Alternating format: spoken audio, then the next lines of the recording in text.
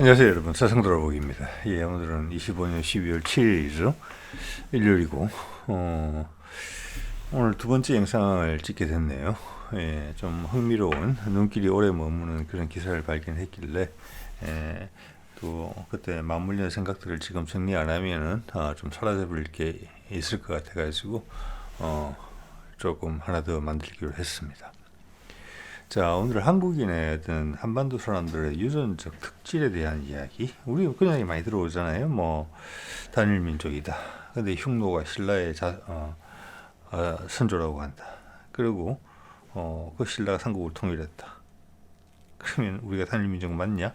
몽고의 침략도 받았고 일본의 식민지 생활도 36년 했는데 일본의 유전자도 많이 들어와 있겠네. 몽고의 유전자도 많이 들어와 있겠네. 뭐 기타 등등 그런 것들. 삼국이 말이 통했을까?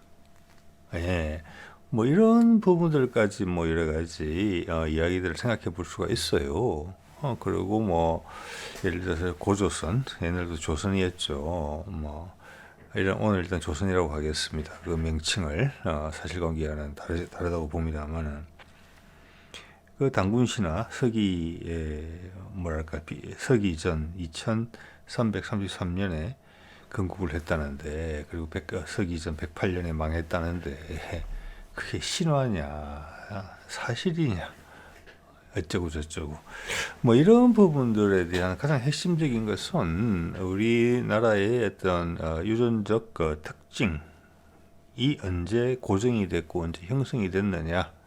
자, 서양에서도 많은 사람들이 한국이라는 나라의 위치가 그렇기 때문에 주변에 현재의 기준으로 주변에 큰 영향력을 가진 세력들의 한 분파일 것이다. 아니면 막 섞였을 것이다. 잡종일 것이다. 쉽게 말해서 그런 의견들이 많았는데, 최근에 한국의 위상과학이 떠오르면서 그것이 과학적 사실을 새로운 방향으로 과학적 사실을 분석하고 싶은 욕구가 더 생기는 거죠. 묘해요. 자, 그래서 과학과 예술이 동전의 앞뒷면이다, 이런 이야기가 있는 것 같습니다. 그래서 새로운 데이터가 나오는데 상당히 신선하고 제가 이제 세상 돌아보기 채널에서 말하는 논조랑 상당히 비슷하기 때문에 좀 말씀을 드리겠습니다. 과학적인 증거가 많이 제시된 부분은 아니지만 여러분 충분히 참고하실 만한 내용인 것 같아요. 우리 사학계가 정신 바짝 차려야 될 것이라고 봅니다. 사학계의 물갈이를 촉진시킬 수 있는 그런 내용이라고도 볼 수 있어요. 예, 한번 볼게요. 자, 제가 2024년 8월에 또 벌써 1년이 넘었더라고요. 그때도 어떤 유전적 데이터 분석이 나왔고, 그때 나왔던 데이터도 지금 오늘 소개해드릴 영상에서 포함시켜서 분석을 한 것 같습니다. 예, 한국인의 유전적 뿌리는 한중일이 과연 다른가? 그때 그 수준이었거든요. 그 결론은 분명히 다르다였습니다. 예, 우리의 어떤 유전적 분포가 훨씬 더 단일해요. 중국하고 일본하고. 일본 같은 경우는 남북이 많이 다르고요. 중국 같은 경우도 남북이 많이 다릅니다. 근데 우리는 남북한이 통틀어서 아주 같습니다. 자, 이런 부분들이 있는데 한번 볼게요. 제가 오늘 이제 크게라기보다는 많은 관심을 가지고 본 영상입니다. 한국인의 유전자. 자, 이 제목이 좀 드라마틱하게 적어놨네요. 마치 번역을 제가 안 했는데 읽어보겠습니다. 한국인의 진짜 유전적 뿌리가 마침내 설명이 되었다. 상당히 매력적인 기사죠. 사진도 잘 뽑은 것 같습니다. 그래서 여기에 보면 이제 자기들이 근거로 한 과학적 사실을 언급하면서도 소스를 이야기 안 했어요. 예, 그래서 제가 조금 의심스러웠는데 그 사이트를 제가 그래서 가봤어요. 뭐 그렇게 뭐라고 할까, 구독자가 많은 채널도 아니었어요. 가봤어요. 이렇습니다. 자, 여기가 구독자 4만 명의 채널인데, 좀 전에 보여드렸던 제목은 제가 아침에 봤을 때 한 1000명 정도 조회수, 좀 전에 보니까 3000명 정도 봤더라고요. 많이 본 거 아니에요. 많이 보게 되리라고 저는 봅니다. 많은 사람들이 한국에서 좀 번역도 좋으니까 이런 거 한번 찾아가 보십시오. 자, 이 채널을 보면은 모든 것을 유전적 뿌리에 대해서 근거를 가지고 설명하는 그런 내용으로 구성이 되어 있어요. 그게 제일 많이 본 게 중국 한족이 어디서 왔느냐, 그들의 유전적 뿌리는 요거예요. 각각을 다 다루고 있거든요. 자, 이걸 봤을 때 비전문적인 사이트다, 이렇게 채널이다 보기는 좀 어렵고, 그의 언급을 쭉 들어봤을 때 이런 것에다가 어떤 새로운 세상의 변화, 문화적 변화를 가미해서 분석하려는 시도가 있다. 그래서 신선했다. 늦은 감이 있지만 이런 생각을 가졌습니다. 그래서 제가 이것을 맞다, 틀리다, 100% 말씀드리는 게 아니고 참고하시면 좋을 것 같다, 이런 접근이 전혀 없었으니까 국내에서도 이제는 우리가 이것을 주도적으로 해야 될 위치에 있다, 이렇게 감히 생각을 해봅니다. 자, 뭐 동북 공정이니 뭐 기타 여러 가지 또 소위 말하는 식민사관이나 이런 부분들이 단번에 파쇄되는 그런 의미를 가진 내용이에요, 사실은. 이것이 확정이 된다면 저는 그런 가능성이 상당히 높다고 봅니다. 예. 자, 이런 것을 이런 과학적 사실이 더 퍼져나가고 더 깊이 있게 파헤쳐지는 부분에 있어가지고 그걸 가로막던 가림막이 사라진 그런 느낌을 제가 봤거든요. 예. 이거 한번 볼게요. 이건 과거 제가 작년에 다뤘던 내용에서 나온 겁니다. 이게 결론은 복잡하게 말씀 안 드릴게요. 가운데 파란색으로 된 부분이 한국인의 유전자입니다. 현대 한국인의 유전자고, 위에 노란색으로 된 부분이 현대 일본인의 유전자고, 밑에 좀 큰 동그라미로 된 것이 빨강, 초록 이렇게 되어 있죠. 이게 중국인의 현재 유전자예요. 자, 우리를 기준으로 해서 밑으로 내려가면 중국인의 유전자는 동남아시아 쪽으로 가까워지고 일본인의 유전자는 태평양 섬 쪽으로 가까워집니다. 예. 그래서 이렇게 보면 일본인 같은 경우는 대만 계열, 옛날 오세아니아에서 섬으로 점프 하면서 올라온 세력이 있거든요. 그 세력이 상당 부분을 차지하고 있고, 그리고 그 위에서는 대륙에서 건너온 세력들, 소위 말하는 아이누족이라고 대표되는 그 세력들하고 섞여 있다고 보시면 돼요. 그리고 중국 같은 경우는 남부 세력은 과 북부 세력에 좀 차이가 있다. 예. 그리고 중국 북부 세력, 그 만주 쪽의 세력은 한국과 상당히 유사하지만 차이점이 있다. 즉 지금의 만주족, 몽골족은 우리랑 좀 다르다. 가깝긴 하지만 똑같지는 않다. 근데 우리의 아이덴티티는 쭉 벌어져 있지 않고 되게 좁은 원 안에 다 모여 있다. 이것만 봐도 그것을 알 수 있고, 오늘 말씀드리려고 하는 내용은 이것을 좀 더 견고하게 설명을 해내는 그런 부분이라고 보시면 될 것 같아요. 자, 오늘 복잡한 이야기는 안 하겠습니다. 자, 한반도의 유전적 뿌리, 이 영상의 기초에서 정리를 해본 겁니다. 아무나 관심이 있었기 때문에 3가지 정도로 학설이 있었다라는 이야기를 해요. 첫 번째는 뭐냐, 시베리아. 여기서는 이제 시베리아라고 그러면 사실은 유럽이 아닌 이쪽 동아시아, 그리고 중국도 아닌 북부 지역을 시베리아라고 부르거든요. 그러니까 우랄 산맥 동쪽, 중국 북쪽, 몽고 북쪽이 전부 다, 몽고 포함해서 전부 다 시베리아예요, 사실은. 근데 이걸 유심히 보다 보면은 광대한 지역이죠. 우리 시베리아 북부 지역에 옛날부터 큰 어떤 유전적 그룹이 있었다는 겁니다. 아프리카에서 나와서 여러 가지 분파가 형성이 된 이후에 거기서 시베리아 쪽에 있는 사냥하고 채집하는 세력, 즉 신석기 이전 구석기 세력이죠. 그 세력이 한반도까지 뻗쳐져 있어서 그 세력이 그랬을 것이다. 그 영향을 받았을 것이라는 내용이 있고, 두 번째는 중국 남부, 현재의 중국 남부죠. 옛날에 중국은 지금처럼 크지 않았습니다. 그래서 이거는 말이 좀 애매한 것인데 다른 표현 방법이 없으니까 중국이 현재 남부, 동남아시아랑 접촉한 부분, 거기에 마지막 빙하기가 끝나면서 지구가 따뜻해지기 시작했을 때 아마 벼농사를 지을 수 있는 영역이 북쪽으로 확대되기 시작했을 거예요. 그때 벼농사를 처음 시작했던 세력들이 강력한 생산력을 바탕으로 위로 치고 올라왔다. 그 세력들의 한 분파가 한반도로 왔다. 이런 이제 뭐라고 할까, 썰이 있었고, 세 번째는 이것도 아니고 저것도 아니고 구석기, 한국의 우리나라의 구석기 이 시절의 문명의 유적이 남아있는 거 아실 겁니다. 그러니까 구석기 시대부터 우리 사람이 살았어요. 우리 한반도에. 그때 그 사람들이 그냥 그대로 있었던 후손들이다. 왜? 한국의 문화나 한국의 언어는 비록 과거에는 알타이어로 분류되는 느낌이 있었지만 지금 그것도 아니에요. 한국 고유어예요. 정말 희한하게. 물론 가장 가까이 있다 하면 퉁구스예요. 그렇지만 같지도 않아요. 그 계열로 분류되지도 않아요. 일본과 되게 가깝지만 일본 말과 친연 관계를 설명할 수는 또 없어요. 애매한 거예요.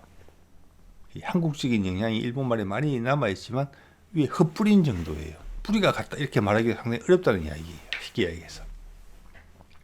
그래서 구석기 이래 한반도는 고유 세력을 유지해왔다. 구석기 이래 단일 민족이었다. 단일 문화권이었다. 이런 논리하고 이제 이렇게 되는 거죠. 자, 이 기사의 내용을 보면 2019년, 2024년 연구 결과 좀 전에 말씀드린 게 포함이고, 뭐 그렇게 허언은 아니라고 봅니다. 그것은 뭐 전문가분들께서 추후 관심을 가지고 보시면 될 것 같아요. 저는 그냥 마중물 정도 차원에서 말씀드릴게요. 자, 이번에 이 사람이 나름대로 이 채널에서는 결론이다. 마침내 설명이 가능해졌다라는 부분. 한국이라는 민족이 되게 독특한데 실제 문화적으로 언어적으로 되게 독특했는데 유전적으로도 그렇더라. 그게 오랫동안 지속이 됐기 때문에 문화적 독특성을 가지게 됐고 그것이 전 세계에 번져나가게 됐다. 지금 그까지 이야기는 안 하지만 그런 이야기예요. 자, 이게 이제 된 이유가 만주 지역과 청동기 시대에 한반도에 분포되어 있는 인골에서 나온 DNA 데이터가 합쳐졌다. 이거는 분명히 한국인 연구자료 들어가 있다고 봅니다. 예. 자, 그걸 다 비교를 해서 그것과 현재 한국인과의 DNA를 비교한 겁니다. 그죠? 그럼 언제, 어느 틈에 큰 변화가 있어가지고 한반도에 유전자가 고정이 됐느냐. 인종적으로. 처음부터 안 섞였느냐. 위에 썰처럼. 아니면은 겉으로는 멀쩡해 보이는데 그 가면서 여기저기 치고받고 하면서 사실 여러 군데가 섞였느냐. 뭐 이런 거에 대한 결론을 낼 수가 있었다라는 취지의 영상 정도이라고 생각하시면 될 것 같아요. 네. 자, 이 지도를 한번 보여드릴게요. 이것은 이제 이보에서 나온 거니까 이 부분에서는 상당히 유명한 저널이기 때문에 여러분이 그냥 크게 참고하셔도 될 것 같아요. 제가 이거 보면은 저는 옛날 홍산 문명 그리고 우리 고조선의 마지막 거점, 우리 문명의 뿌리는 이제 파란색 지점에 있다고 봅니다. 되게 이제 인구 밀도가 높은 곳이죠, 현재도. 그리고 중국 내륙에 보면은 제가 빨간 쪽으로 표시한 부분이 있어요. 저기가 아마 주로 아마 당나라 정도까지 중국 현재 말하는 한족의 뭐랄까 수도들이 모여 있어요. 수도들이. 예. 자, 그래서 중국 한족도 산악에서 왔어요. 저기서 출발한 겁니다.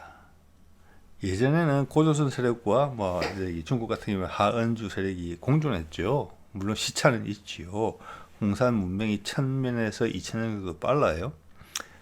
그래서 중국에도 기록이 되어 있지만 우리 또 환단 고기에도 이야기를 하지만 치우천왕의 철모 당시 이제 청동으로 만들었던 철모를 보고 중국 쪽에서 상당히 놀란 부분이 있어요. 그런 부분이 이렇게 기록에 나와요. 그것은 청동기 문명이 저쪽에서 벌써 시작했다. 일상으로. 청동만 그랬겠습니까? 무기도 그랬겠죠. 자, 그런 상황에서 1000년, 2000년 정도의 문명의 차이가 났기 때문에 위에서 밑으로 흘렀다고 보시면 맞는 거고, 자, 그것을 잘 흡수한. 그래서 하은, 주, 특히 하은까지는 코치를 많이 받았죠. 그것은 적대 관계 아니었어요.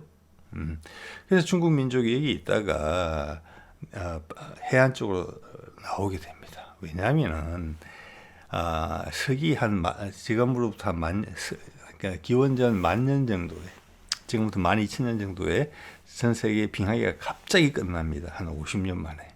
그래서 전 세계 해수면이 50년 만에 100m 이상이 올라가요. 그래서 그때 서해가 만들어졌고 바닷가에 있는 많은 사람들이 저 세상으로 갔어요. 사람이 살 곳이 안 됐죠. 그러다가 안정이 된 후에 산에 있던 민족들이 바닷가 쪽으로 내려와 본 것이고 동시에 따뜻해졌기 때문에 이 동남아 쪽에 있던 농경 세력이 밑으로 올라오게 되는 벼농사를 가지고 강력한 생산력을 의미했죠. 자, 그 과정에서 고조선과 새롭게 성장하는 중국 세력이 다툼이 생겼고 결국에는 기원전 한 100년경에 중국 세력한테 당하게 되는 거죠. 고조선 세력이. 자, 이렇게 설명하는 게 가장 객관적이고 과학적이에요. 그때는 중국이라는 개념이 없어요. 자, 그래서 고조선이 한참 전성기에는 이 해안선 쪽을 다 장악하고 있다고 보시면 돼요. 근데 저게 벼농사가 본격화되면서 생산의 거점이 되는 것이거든요. 그래서 중원을 놓고 싸운다는 거예요. 왜? 중국도 중원에서 오지 않았거든요. 중국의 한적도 산에서 왔거든요. 자, 그것을 전체적으로 연합체적으로 문화적으로 선도를 하는 국가는 한반도였어요. 그래서 저 당시에 저 밑에 저 문물이 이제 다 전해진 것이고 해상 루트가 형성이 된 것입니다. 자, 저걸 결국은 중국 세력이 뺏어간 셈이고 농경사회가 본격화되면서 그 생산력을 바탕으로 중국은 큰 나라가 됐고 우리는 위축될 수밖에 없었던 것이죠. 가까스로. 예, 그래도 가까스로 살아남은 거죠. 근데 우리는 한반도를 선택을 했다. 한반도는 옛날부터 청동기 시절부터 고조선 초기부터 마음에 들었었다.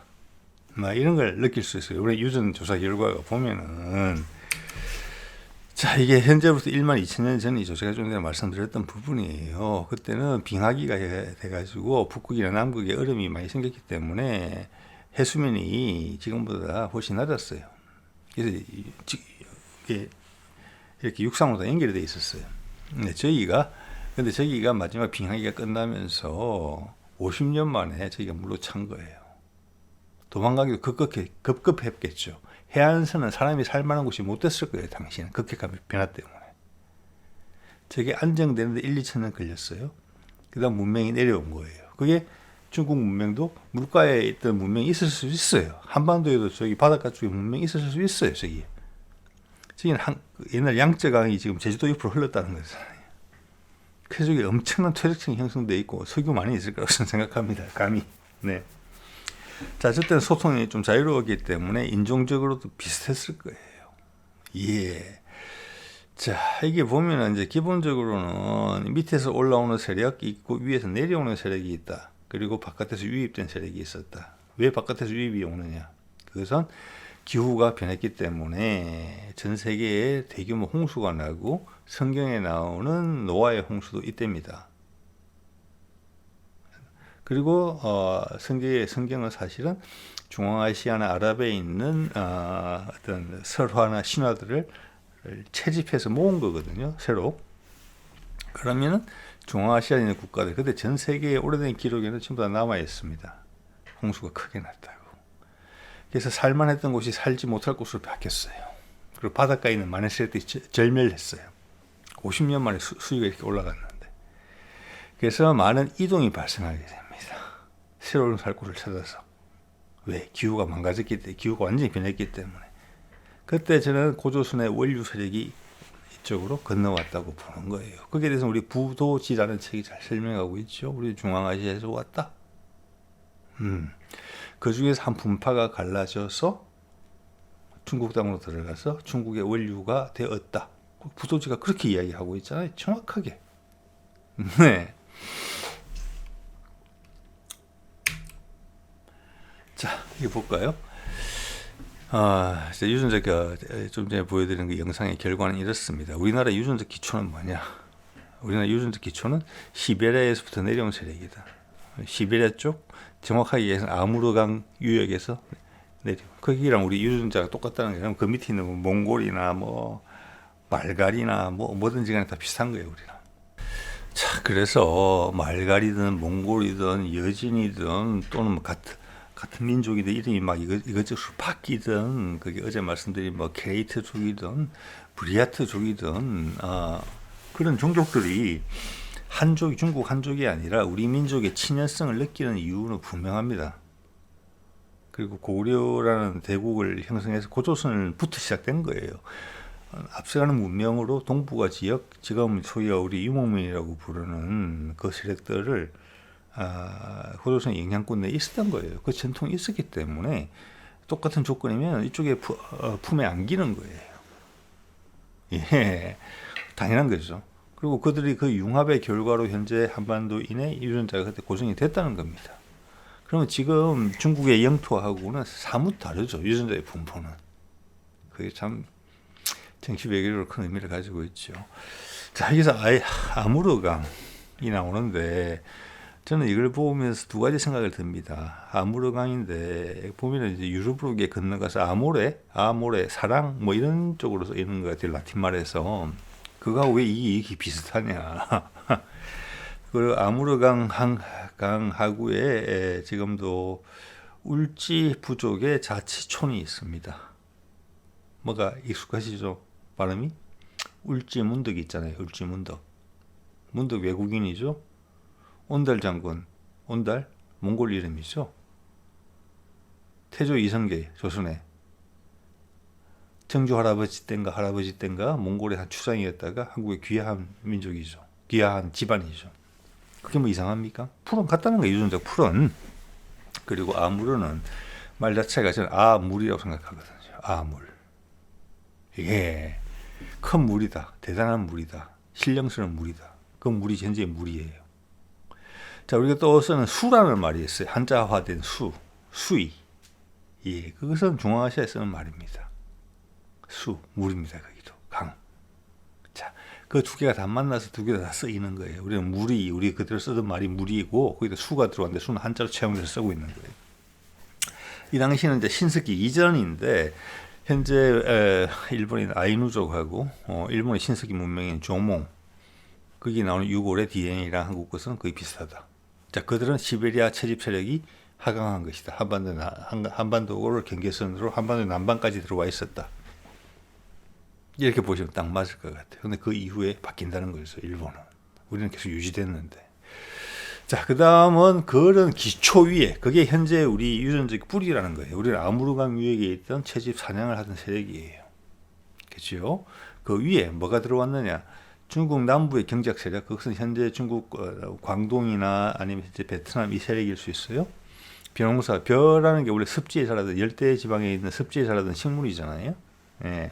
자, 그래서 지금 괜히 뭐 계속 중국 양쯔강 하류라고 이야기를 하는데 그때는 중국이라는 아이덴티티가 없었을 때예요. 전혀. 예, 민족적 아이덴티티하고 무관해. 한족은 내륙 사람들이에요. 중국 한족은. 자, 중국 남부 경작 세력이 신석기 때 농경을 하면서 위로 팽창돼 올라왔다. 예. 그런데 현재 DNA를 봤을 때 현재 중국 남부에 살고 있는 DNA라 우리 DNA는 상관이 없다. 그 DNA는 뭐와 상관이 있느냐? 그 세력들이 결국은 중국 동북부까지 가서 농사를 지었다. 짧은 시간에 농경이 올라왔다. 그것은 황해가 형성되면서 지구가 따뜻해졌던 거하고 상관이 있어요. 해안선을 따라서 올라온 거예요. 습지니까 벼농사기 좋잖아요. 그래서 그때는 남부에서 올라온 벼농사 기술을 습득한 동북아에 있던 세력이에요. 만주 세력이라고 보시면 돼요. 그 세력에 유전자가 있다. 즉 그게 지금 만주족이라고 볼 수 있는 그게 현재 한국인의 DNA랑 좀 다르다는 게 풀이. 물론 중국과는 더 다르지만. 자, 이런 설명도 상당히 유사하다고 보고 이제 의미가 있다고 보고 과거에 제가 이제 소개드렸을 때 작년 그때도 보면은 한반도 유전자는 대부분 이제 중앙아시아 쪽 그리고 시베리아 쪽 유전자인데 모계 유전자를 보면 미토콘드리아 유전자를 보면 여성을 통해서 유전되니까 거의 그쪽인데 남성계 유전자를 보면은 여기 동남아 쪽의 유전자가 올라와 있다. 그게 뭘 의미하느냐? 그 중에 하나가 남자만 올라왔다는 거예요. 여자 없이. 그게 뭘 의미하느냐? 어떤 관계의 기울어짐을 의미하는 거 아니냐? 이런 초기적인 분석이 있었습니다. 그 정도 할게요. 그 다음 가장 핵심적인 영향을 준 거는 맨 마지막에 있는 발전된 농경과 청동기 문화를 가지고 와서 국가 형성을 했던 고조선 세력이 지금 고조선 지역에 있는 고조선의 인골이라고 보이는 중국 쪽에 있는 만주 쪽에 있는 인골의 데이터를 분석한 결과를 이야기하는 것입니다. 그때 한반도 전체가 가장 폭발적으로 바뀐다. 즉 농경 세력 유전자 동북아에서 농경이 들어왔었다는 겁니다. 즉 이 말은 뭐냐면 기본적으로 우리는 한쪽과는 다른 그룹핑이 돼 있었는데 그것은 기본적으로 남부 세력이라고 저는 봅니다. 있는 시베리아 세력이 있었고 거기에 농경이 이제 지구가 따뜻해지면서 농경 세력이 올라와서 어느 정도 보탬이 됐다. 그래서 농경을 본격적으로 시작하게 됐는데 그런 준비가 된 상태에서 외부에서 또 다른 세력이 날라왔다. 거기는 훨씬 발전된 농경 그리고 청동기를 쓸 수 있었다. 그리고 국가를 조직할 수 있을 정도의 문화적 기반, 문화사회적 기반까지 갖고 있던 세력이 확 들어왔다. 그게 고조선으로 보인다. 이 고조선이라는 말 나옵니다. 이 영상에. 그러면서 한반도 전체에 그 당시 만주까지 포함해서 유전적 변이가 강력하게 빨리 일어난다. 자, 이것은 그때 큰 변동이 있었다. 그리고 고조선이 홍산 문명을, 그게 홍산 문명이 뿌리고 고조선은 몇천 년 있다 생기는 거죠. 순수로 딱 맞아요. 한반도를 선택했고 한반도가 바로 융화됐다. 그래서 청동기 문명부터는 한반도 전체와 고조선 문명의 유전적 뿌리가 같아진다. 그게 기원전 1500에서 500년 우리 한반도로 치자면 원삼국 시대를 거치는 과정에서 큰 혼란이 있었다. 한반도에 유전적으로 막 뒤섞였다. 가장 큰 것은 외부에서 오는 이 세력이다. 유전적으로 큰 변동이 있었다는 것은 뭐냐면은 그쪽에 인구가 많아졌다는 겁니다. 내가 어떤 유전자를 가지고 어떤 동네 이사를 가요. 제가 인기가 없어요. 나랑 결혼하려는 여자가 없어요. 그럼 나의 유전자는 갈수록 줄어들어요. 그죠? 근데 내가 어디 갔더니 내가 너무 인기가 좋아요. 내 유전자를 마음껏 퍼뜨릴 수 있어요. 그럼 내 유전자의 존재감은 늘어나는 거예요. 기본적으로 인구가 많이 들어와 있어야 되겠죠. 그리고 거기 사람들이 호응을 해줘야 되겠죠. 그러면 내 유전자가 이 사람들이 가지고 있지 않던 내 유전자가 주류 유전자가 되는 거예요. 그런 상황이 그때 고조선 때 발생했다는 거예요. 기원전 1500에서 500년 사이에. 즉 홍산 문명, 이것은 거꾸로 역사적인 사실을 확인을 해줘요. 홍산 문명이 와서 지금부터 그러니까 기원전 한 4000년, 5000년경에 자리를 잡았을 때는 유입된 세력이었을 가능성이 크다는 거예요. 그런데 고조선 건국과 맞물리는 시점쯤 왔을 때부터 확대되기 시작했다. 그때 손을 잡은 파트너는 한반도 세력이었다. 한반도에 있던 세력들. 그래서 확 뒤섞였다. 한반도 세력하고만 섞였다. 그래서 만주족하고도 달라지고 몽고족하고도 달라졌다. 조금씩은. 그렇게밖에 설명이 안 되는 거예요.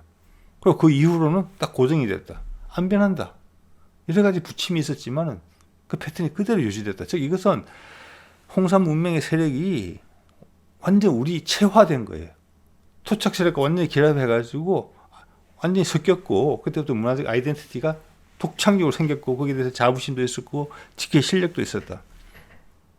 고조선 이후로 완전히 찌그러져 있긴 하지만 몇천 년간. 그게 이거의 결론이에요. 우리 역사적 사실과 좀 덧붙여 봤을 때. 더 명쾌해져요. 네, 설화가 신화가 역사가 되는 순간이라고 봅니다. 예. 자, 이러면서 삼국이 형성이 됐기 때문에 삼국 간에는 그새 뭐가 뿌리가 여기서 오고 저기서 오고 티격태격하고 하더라도 고정이 됐다는 겁니다. 우리 내부의 다툼이었다는 거고 당시 사람들끼리 우리는 하나다 라는 인식이 있었다는 겁니다. 이미. 그리고 여차 우리가 요청을 하면 주변에 있는 과거의 영향관계를 맺고 있었던 고조선 이래로 유전적으로도 비슷한 유목민들이 우리 편에 섰다라는 거예요. 그 유목민이 청나라를 세웠고 그리고 다 우리하고 다 친구라고 그러잖아요. 형제라고 그러고 그가 현대 중국을 만들어줬잖아요. 근데 그 중국은 현재 한족이라고 그래요. 또 예, 뭐 이런 상황이라고 보시면 딱 맞을 것 같습니다. 예. 자, 이거 예전에 보여드렸던 데이터인데 이런 데이터가 정말 소중한 것 같습니다. 여기 보면 현재 기준으로 12,800년 전 또는 11,000년, 지금부터 12,000년 전, 기원전 10,000년 정도의 마지막 빙하기가 끝나면서 지구가 갑자기 엄청나게 빠른 속도로 더워집니다. 50년 만에 기온이 15도 상승해요. 지금 뭐 그 다음부터 패턴 보이시죠? 온도가 어떻게 변했는지? 지금은 과거 10,000년간에 비하면은 되게 추운 편이에요. 글로벌 워밍? 글쎄요, 아니에요. 네, 지금은 차가운 편이에요. 요새 그런 이야기 안 하더라고요. 글로벌 워밍. 그래서 이때 대홍수가 발생하는 겁니다. 그때 서해도 생겼어요. 그래서 세상에 많은 인간의 문명이 같이 시작했던 문명이 다 망가진 거고, 아틀란트 물속에 잠긴 아틀라스 대륙이 저는 진짜 있을 수 있다고 봅니다. 우리 서해에도 무슨 문명이 있을 수 있어요. 사실은. 그죠? 그 당시 시기로 보면은 뭐 구석기 신석기 사이인 것 같은데, 모르겠습니다. 충분히 가능한 시나리오예요. 그래서 많은 종족들이 새로운 삶의 거처를 찾아서 떠났어야 됐고, 그 중에 한 분파가 동북아로 왔다. 우리 부도지가 이야기하는 것은 중앙아시아에 있다가 이리 왔다. 부도지에서 이야기하잖아요. 6개 부족이 각각의 그 지역으로 흩어졌다. 그래서 가장 큰 주류 세력이 한반도로 온 거예요. 오다가 가운데 세력이 하나 중국으로 간 것입니다. 중국 황제를 만들었죠. 그래서 그 이야기 이렇게 설명이 되는 거예요. 그리고 날씨가 따뜻해지니까 다 망가졌지만 일단 해안선을 따라서 벼농사를 하던 세력들이 올라올 수 있었다. 생산량을 급속히 향상시켰다. 그게 동북아에까지 짧은 시기에 도달했고, 동북아에 있던 기존 세력들이 그 세력을 받아들이면서 농경 문화가 펴지기 시작하면서 생산량이 커지기 시작했다. 그 이후에 우리 고조선의 원조 세력이 들어왔다. 이렇게 설명이 되는 거예요. 예. 그 다음부터 중국 중원 지역이 엄청난 생산력의 시대가 됐고, 그 패권을 해서 패권 싸움에서 후발주자인 중국 한중한테 고조선이 결국은 밀렸다. 2000년 만에. 이렇게 해석이 되는 거예요. 자, 다시 한번 이제 다른 표현으로 정리를 해보자면은, 고조선과, 이것은 이 영상에서 정확하게 언급하는 내용입니다. 고조선과 원장국 시대, 기원전 1500에서 500년 사이에, 즉 이것은 고조선의 전성기 시기를 의미합니다. 건국이 기원전 2333년이잖아요. 고조선 전성기 시대에 한반도가 그 고조선 세력과 동기화됐다는 것입니다. 다른 데는 안 그렇다. 여기만 그렇다. 한반도를 선택했다는 겁니다. 그래서 당군 신화에 나오는 호랑이, 곰 이야기가 나오는 겁니다. 우리는 곰이었어요. 그래서 여기저기 모든 게 곰이에요. 중요한 게. 일본까지도 곰이죠. 예, 고마 신사처럼. 이게 핵심적인 거예요. 그때 새롭게 고급 문명이 들어왔고 홍산 문명이라는 이름을 걸고 펼쳐졌는데 파트너십이 형성이 됐다. 그 과정은 쉽지 않았다. 곰과 호랑이의 사람 이야기처럼. 그리고 100일 동안 쑥과 마늘만 먹어야 됐다는 그런 가지 고충이 있었다. 그 과정을 거치면 세팅이 됐고 그 한 번에 딱 결정을 내리고 그 이후로는 바뀌지 않았다. 지금까지. 그게 한국 문화가 주는 깊이감이다. 이 이야기입니다. 예. 음식 문화도 왔다리 갔다리 하지 않았다. 그래서 우리의 깊이가 여기서 나왔다는 것을 느낄 수가 있어요. 예.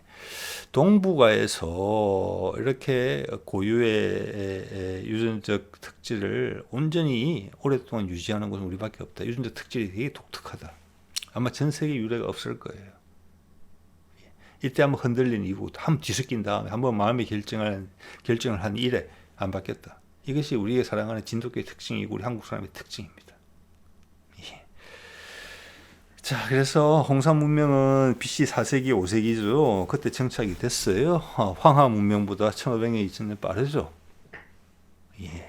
그게 우리 고조선의 원조 세력이라고 많이들 생각하고 있는데 그게 저는 사실이라고 분명히 생각합니다. 이번 데이터를 보면서 저 세력이 형성이 됐고 그들이 원래 가지고 있던 중앙아시아 시스템을 갖고 와서 세팅을 했어요. 그러다 자리를 잡으면서 좀 더 확대되려다 보니까 파트너가 필요했다. 그 파트너는 한반도 파트너고 만주 파트너를 잡은 것이다. 어차피 그전에는 그런 하나로 동일했던 부분인데 남쪽 세력과 손을 잡은 게 아니고 한반도 세력과 손을 잡았다. 같은 분파로서 문명적 뿌리를 내렸던 한쪽 세력과는 그때부터는 척이 있었다. 이걸 알 수가 있어요. 너와 나는 안 섞인다. 예. 그래서 한국과 중국의 경쟁 관계는 그때부터 시작된 것이라고 봅니다. 예.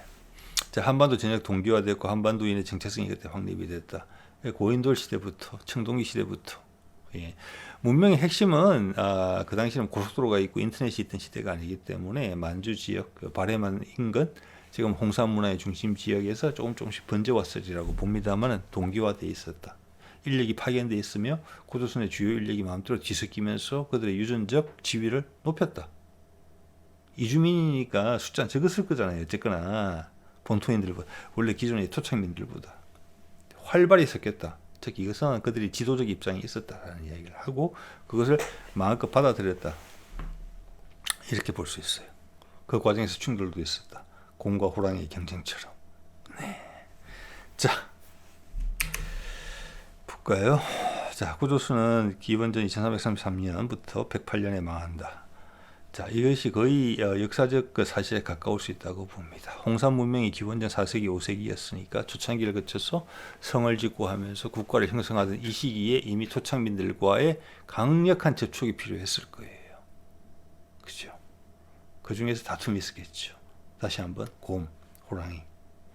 그래서 이때부터 건국이 된 이후로부터 유전자가 급격하게 퍼져갔다. 고조선 시스템을 정리되기 시작했다. 그래서 삼한이라는 표현이 그때 분명히 있었다고 봅니다. 삼자로 항상 얘기를 했거든요. 마변진, 마변진. 영역이 넓어져도 마변진, 줄어도 마변진이에요. 자, 그래서 고조선이 망가지고 그 바통을 부여가 이어받았다. 예, 그때 고조선에서 부여로 망가질 때 크게 망가진 것이라고 저는 봅니다. 엄청나게. 우리 민족이 지금 누구도 기억하지는 못하지만 흔적을 남겼다고 봅니다. 문화적 고통의 흔적. 그리고 부여가 하여튼 이제 중국한테 주도권이 넘어가고 고조선의 어떤 모든 엑기스가 중국으로 넘어갔고 중국은 진시황이 등장하면서 그것을 자기 것으로 풀어냈죠. 그 당시부터 우리는 이제 모든 것이 중국에서 시작된 것으로 생각하고 받아들이기 시작했죠. 그것이 극대화된 게 조선시대라고 보시면 될 것 같아요. 그러니까 원상국으로 내려오면서 우리는 그 당시는 기록이 활발하지 않았던 시절이기 때문에 자, 이렇게 되면 환단고기를 우리가 유심히 봐야 된다는 생각이 많이 들어요. 자, 그런 말씀 드리면 될 것 같고 앞서 드린 말씀이고 우리가 이제 아리랑이라는 노래를 보면은 아리랑 고개를 넘어오는 거거든요. 이름이 아리랑 고개가 아니고 어제도 말씀드린 것 같은데 알은 우리의 신주 단지입니다. 설은 우리의 제사장이고 알이랑 알과 함께 고개를 넘었다는 거예요. 고개는 고비 개입니다. 고비 사막의 고비. 그게 어디 있습니까 지금? 내몽골에 있는 지역이죠. 어딘가 우리가 이동을 했다. 자, 우리가 이제 고조선 세력이 아리랑을 불렀을 수 있는 시기가 두 가지 정도라고 봅니다. 원 세력이 홍산 문명을 만들 때, 그때 똑같이 힘들었을 거예요. 그들도. 그때 정말 고비가 있었을 것이고, 그렇지만 지금의 우리의 토착 세력과는 다른 세력이었어요. 그때는 우리 유전자가 섞이기 전이니까. 두 번째는 고조선이 망할 때 큰 충격을 받았을 겁니다. 그때 이미 우리가 동기화 됐거든요. 한반도까지 전체적으로. 그래서 두 번째일 가능성이 높다고 보는 거예요. 아리랑이라는 노래가 만들어졌던 때가 그때 중국에서 패퇴하면서 발해만해서 후퇴하면서 어떻게든 부지하기 위해서 전체가 이동하면서 불렀을 노래가 아리랑이다. 그렇게 생각할 수도 있다고 저는 봅니다. 예. 자, 그래서 이 말씀을 금방 드린 거죠. 우리의 원세력이 홍산으로 이주했을 때도 쉽지 않았을 거예요. 대홍수 뒤에 모든 걸 무너지고 더 이상 고향에서 살 수 없게 됐을 때 불풀이 흩어진 거죠. 예. 그때였을 수도 있고 하지만 그때는 우리하고 지금 유전적으로 동질감은 없을 때예요. 근데 고조선을 만들고 우리랑 이제 곰과 호랑이 이야기 나오면서 우리를 선택했고 서로 선택을 했고 동기화 만주하고 그 당시는 만주하고 고조선의 영역하고 특히 한반도는 동기화돼 있었어요. 그럼 산둥반도 정도까지 동기화됐었다고 보고 해안선을 따라서 계속 있었다고 봅니다. 그 당시 국제적인 나라를 형성했다고 봐야죠. 그것을 포기하고 한반도로 온 것도 어떻게 보면 당연한 거예요. 한반도는 동기화가 제일 많이 돼 있었기 때문에 한반도를 좋게 봤다는 겁니다. 그 당시에도 이미. 그래서 우리 아리랑은 고조선이 멸망한 다음에 우리가 고조선이라는 큰 틀 속의 한 부분이 돼서 한반도가 좋은 대접을 받을 때 그래서 남한 땅에 한반도에 마이산, 만이산 이런 것들이 생기면서 전체적인 시스템의 통합이 되는 이후에 고조선이 멸망을 했고 그 세력이 교두보인 한반도로 넘어오는 그 시점에 불러졌을 거라고 본다는 것이고 한반도를 보면은 그 당시 이제 만주를 잃고 들어온 거잖아요. 그러면은 어차피 북쪽은 인구 밀도가 낮았던 곳이고 기본적으로 우리랑 뿌리가 같은 곳이에요. 한족 세력이 생산량을 바탕으로 위로 밀어붙였을 때 거기는 인구도 엄청나게 늘었을 거잖아요. 그 당시 농업이 국가 기반 산업이기 때문에 그게 밀린 거라고 보셔야 돼요. 네, 북쪽은 아무래도 취약하죠. 거기에 비하면. 그랬을 때 장백산맥이 가로막고 있는 한반도는 중국 세력을 견제하기 좋고 숨어 지내기 좋을 것이고 기후도 안정적이고 향후 뻗쳐나갈 수 있는 기반도 되고 지정학적으로도 괜찮아요. 해안과 발해만을 잃긴 했지만 여전히 해양 쪽으로도 나갈 수 있고 대륙과도 대륙의 옛날 동지들과도 연결될 수 있는 곳이기 때문에 지금도 똑같지요. 예. 자, 그래서 단군 신화를 다시 보게 되면 의미심장하죠. 하느님의 아들 환웅하고 곰이 사람이 된 곰하고 짝을 맺어서 단군이 생긴 거잖아요. 이 의미하는 바가 크죠. 하느님의 아들 환웅, 오늘 제 스토리대로 이야기하자면은 여기는 이주에서 홍산 문명을 만든 그 고급 문명을 했던 그 세력이죠. 청동기를 가지고 왔던. 거의 청동기가 가장 먼저 발전된 곳, 개발된 곳이에요. 거기가. 그렇죠. 농경도 고급 농경을 썼다. 성도 그때 지었다 이미. 그래서 곰은 현지다. 자, 곰과 호랑이가 다툼이 있었다. 저것은 그 세력 다툼, 한반도가 고조선 세력이겠고 한 부분이 되는데 그것도 완벽하게 한 몸이 되는 그 단계를 대한 이야기예요. 여기서 그 호랑이는 뭘 지칭했을까 이런 생각이 상당히 궁금해요. 남부 세력이었을 가능성도 크다고 봅니다만 잘 모르겠습니다. 그리고 마늘과 쑥을 먹으면서 100일을 버텼다. 그게 그 투쟁의 상징적 표현들이라고 봐요. 있었던. 예. 고조선 세력이 홍산 문명이 거기를 확대하려고 했을 때 나의 파트너십이 어디랑 형성됐느냐는 부분, 그리고 그들이 어디를 선택했느냐는 부분. 자, 쉽지 않았다라는 것이고 여러 가지를 사람들의 성향뿐만이 아니라 지형적 특색도 봤다고 봅니다. 그러면서 100일간 버텨내면 된다라고 했다는 부분이 있어요. 100일간. 왜 100일일까? 50일도 아니고 200일도 아니고 1000일도 아니고 왜 100일일까? 100자는 뭡니까? 발금하고 일치하거든요.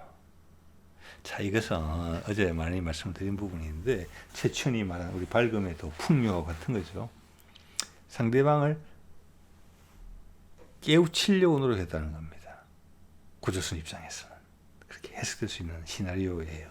여러 가지 시나리오 있을 수 있어요. 누구도 여기까지 생각을 안 해보니까.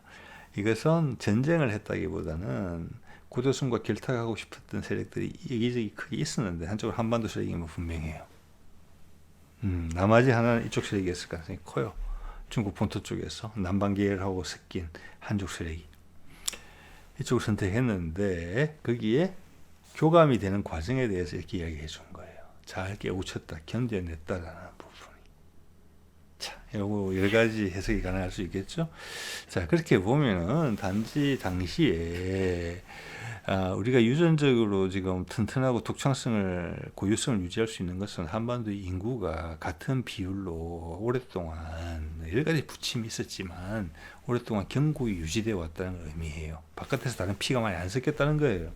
그런데 분명히 기존의 시베리아 쪽 유전자는 뼈대를 이루고 있지만 가장 큰 변화는 고조선과 고조선이 만들어졌을 때라는 거거든요. 그때 큰 변화가 있었고 그때 곰과 호랑이 이야기가 있었고 그때부터 완전히 달라졌다. 그 다음부터 독창성이 고정됐다. 우리 유전자에 흔들리지 않았다. 그 이후부터는 완벽한 기론이었다. 환웅과 곰은 이렇게 볼 수 있는 거예요. 그게 우리의 아이덴티티를 결정하는 거예요. 문화적 아이덴티티를. 예. 그리고 기존에 아무르강 이남에 원래 있었던 그 세력들, 그게 몽골이든 말갈이든 여진이든 만주족이든 간에 그런 것은 우리랑 당연히 친연 관계가 있는 거예요. 원래 뿌리가 같으니까. 우리는 뿌리가 같은데 상당히 더 나아가는 거고. 그들은 당연히 중국 한쪽과는 거리가 멀지요. 그런 게 있는 것입니다. 예. 그렇게 봤을 때는 우리 지금 한반도에 살고 있는 우리는 남쪽이 5천만, 북한이 한 3천만, 전체 한 8천만 정도 되는데 단군의 씨를 다 받은 거예요. 진짜로. 단군의 씨가 다 붙어졌기 때문에 기존 유전자 풀이 달라진 거잖아요. 크게. 예.